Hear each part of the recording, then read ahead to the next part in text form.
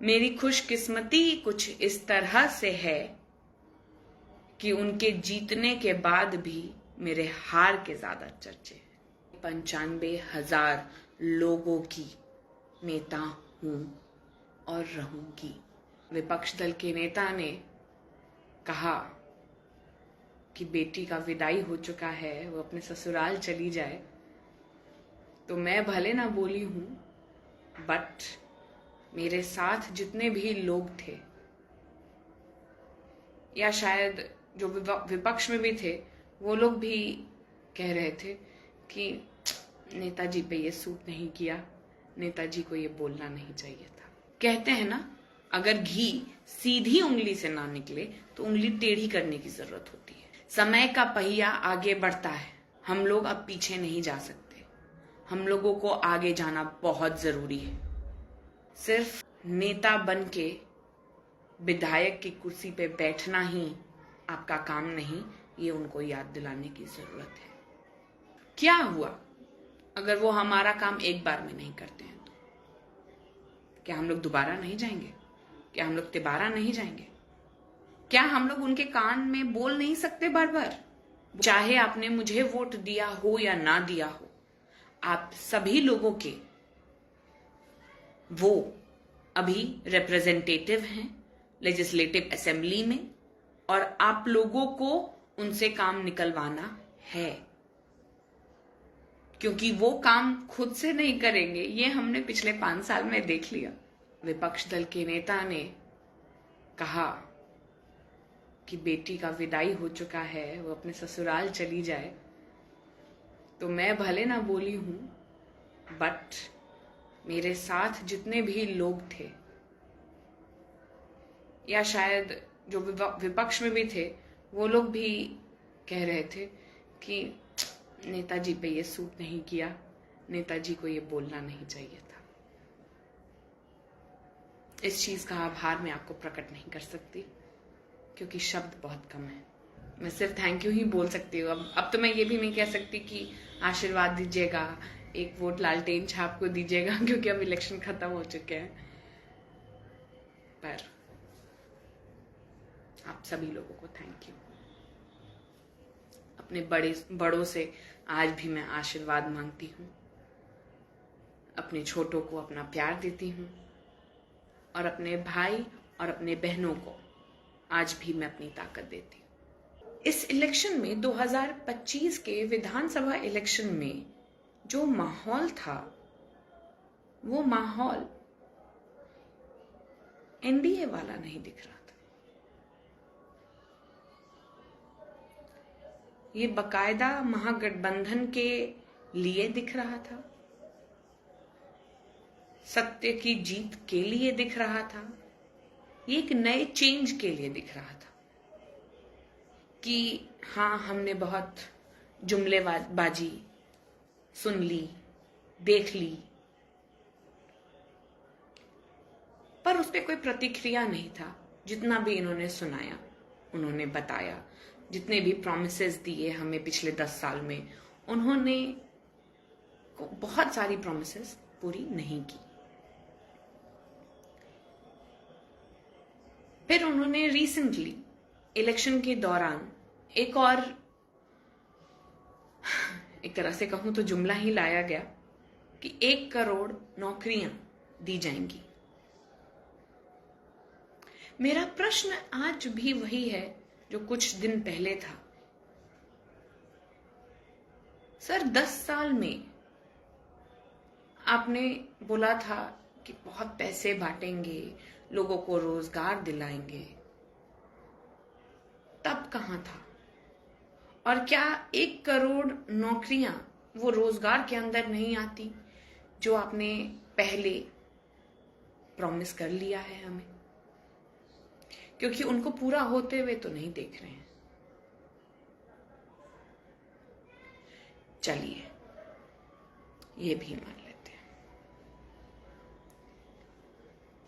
मैं इन सारी बातों को मैं दोहरा रही हूं आपके सामने बस इसीलिए कि मैं ये बताना चाहती हूं आप सभी सुनने वालों को, अपने सारी मेरे लालगंज के परिवार को, और बिहार के लोगों को मैं ये बताना चाहती हूं कि आप लोग चाहे महागठबंधन को वोट दीजिए या नहीं दीजिए, एक चीज गांठ बांध लीजिए। आप नेता चुनते हैं कि वो आपके लिए काम करे। आप अपने रिप्रेजेंटेटिव को चुनते हैं कि वो आपके हित के लिए सोचे, विचारे और उस पे वो काम सिर्फ बोले नहीं, रादर कि वो जमीनी स्तर पर वो काम करके दिखाए आप लोगों को।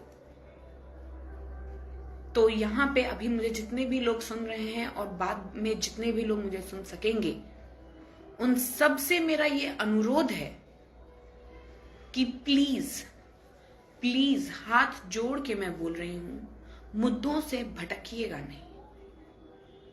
मुद्दों को सोचिएगा, विचारिएगा, समझिएगा और पूरा करने की और करवाने की आप लोग वो ताकत जोड़ के रखिएगा। क्योंकि आज मैं ये बोल सकती हूं, थोड़ा टेंशन रिलीव्ड भी हूं कि उस जगह पे शायद मैं नहीं हूं, पर मैं ये जरूर बोल सकती हूं कि अगर 5 साल बाद भी जिनके लिए हम लोग सब ने इतना सुना, बोला कि उन्होंने 5 साल में कोई काम नहीं किया, जगह जगह रोड्स पे गड्ढे हैं, या नाली प्रॉपर नहीं है, या स्कूल प्रॉपर नहीं है, या हॉस्पिटल की व्यवस्था नहीं है सही, या बिजली का प्रॉब्लम आने लगा है, पानी नल जल की सेवाएं प्रॉब्लम में फंसी हुई हैं, ये सब काम कंप्लीट करवाना आपकी जिम्मेदारी है। 5 साल पहले अगर आप लोग ये बोलते हैं मुझे कि 5 साल पहले जब विपक्ष के नेता माननीय संजय जी जीते और वो दोबारा कभी आए नहीं आपके पास मिलने के लिए या काम करने के लिए, तो अब ये आपकी जिम्मेदारी है कि ये जो आने वाला 5 साल है, जो चालू होने वाला है कुछ ही दिनों में, ये 5 साल में आप लोग अपना काम करवाने का ताकत रखें। क्योंकि एट लास्ट आप ही लोग अपने नेता को जाके बोल सकते हैं और बार बार बोल सकते हैं, और ये नेता की जिम्मेदारी है कि वो करें आपके लिए काम। क्योंकि ये कोई वो लॉयर तो है नहीं, या कोई मतलब कॉन्ट्रैक्टर है नहीं कि उनका काम बस इतने समय के लिए है कि वो इतने का इतना ही काम करेंगे। नहीं, उनका काम एट लार्ज है। उनका काम पूरे के पूरे लालगंज के हर एक इंसान के लिए है। चाहे उनमें से 95,000 लोगों ने मुझे वोट दिया हो, वो 95,000 लोगों के प्रति भी उनका कर्तव्य बनता है। तो मैं आपको बोलना चाहती हूं कि चाहे आपने मुझे वोट दिया हो या ना दिया हो, आप सभी लोगों के वो अभी रिप्रेजेंटेटिव हैं लेजिस्लेटिव असेंबली में, और आप लोगों को उनसे काम निकलवाना है। क्योंकि वो काम खुद से नहीं करेंगे, ये हमने पिछले 5 साल में देख लिया। क्या उसी चीज को दोहराते रहना है अपने लिए?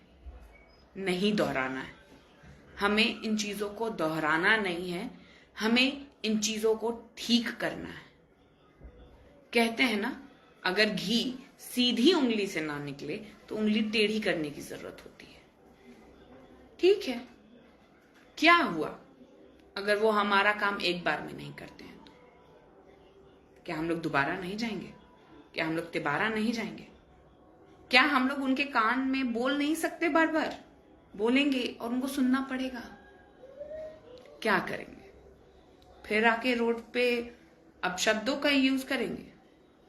चलिए, फिर देख लेगा जनता कि हमने कैसा 1,26,000 या 27,000 शायद लोगों ने उनको मत दिया है, तो चलिए उनको भी देख लेना चाहिए कि उन्होंने फिर से इस बार किसको चुना है। और ये काम आप सभी लोगों का है।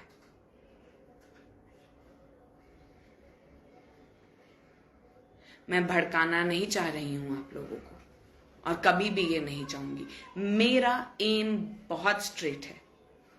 माई एम इज ओनली कि मेरे लोगों का, मेरे लालगंज के परिवार का काम हो और बेहतर तरीके से हो। जितनी सुख सुविधाएं मिलनी चाहिए वो सारी उनको मिले, और जब तक मिलेगी नहीं, मेरे बड़े बुजुर्गों, मेरे भाइयों, मेरी बहनों, मेरी चाची, मेरी माता, आप सभी लोगों से मैं प्रार्थना करती हूं, काम करवाना है। क्योंकि लालगंज पिछले 10 सालों में पीछे जा चुका है। समय का पहिया आगे बढ़ता है। हम लोग अब पीछे नहीं जा सकते। हम लोगों को आगे जाना बहुत जरूरी है, बहुत ज्यादा जरूरी है। मैं आशा करती हूं कि हम लोग as a voter of Lalganj, ये हम लोग अपनी जिम्मेदारी भी समझें कि हम लोग ने ऐसे ही किसी को नहीं चुन लेना है। ये हमारी जिम्मेदारी है कि जिनको हम चुन रहे हैं उनसे हम बाकायदा काम करवाएं और अपने समस्याओं का हल निकलवाएं। हमारे लालगंज में अभी सबसे बड़ी समस्या रोड्स की है। भगवानपुर मार्केट में जल जमाव का समस्या है। अंदर के सारे क्षेत्रों में, हर एक क्षेत्र में जहां भी पिछड़ा, अति पिछड़ा समाज के लोग रहते हैं, वहां पे रोड्स प्रॉपर नहीं है। वो लोग कीचड़ में रह रहे हैं। ये हमारी जिम्मेदारी है कि हम लोग अपने नेता को बोलें कि चाचा जी, काम तो करना पड़ेगा, आप आए हैं चुनाकर।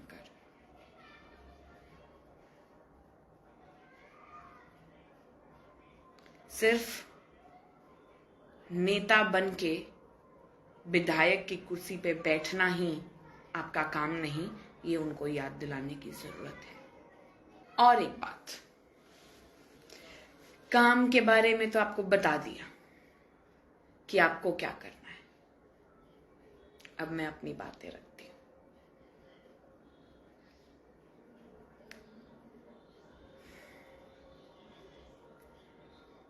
मैं उन सारे 95,000 लोगों की नेता हूं और रहूंगी। आप लोगों ने मुझे अपना मत दिया है, अपना विश्वास दिया है। मैं इस विश्वास को टूटने नहीं दूंगी। ये मेरी जिम्मेदारी है कि मैं कुछ भी नहीं तो अपने वादों को पूरा जरूर करूं। मैंने वादा किया था और मैंने बोला भी था, बाकायदा हर जगह बोला था कि मैं एक एनजीओ चालू करना चाहती हूं, जिनसे मैं लोगों को रोजगार दिलवा सकूं।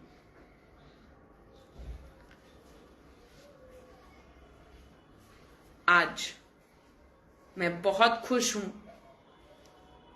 ये बताते हुए कि मेरा काम आज से चालू हो रहा है। मैं एनजीओ खोलने के कागार पे हूं अब, और आप लोगों तक काम पहुंचाने की होड़ में हूं।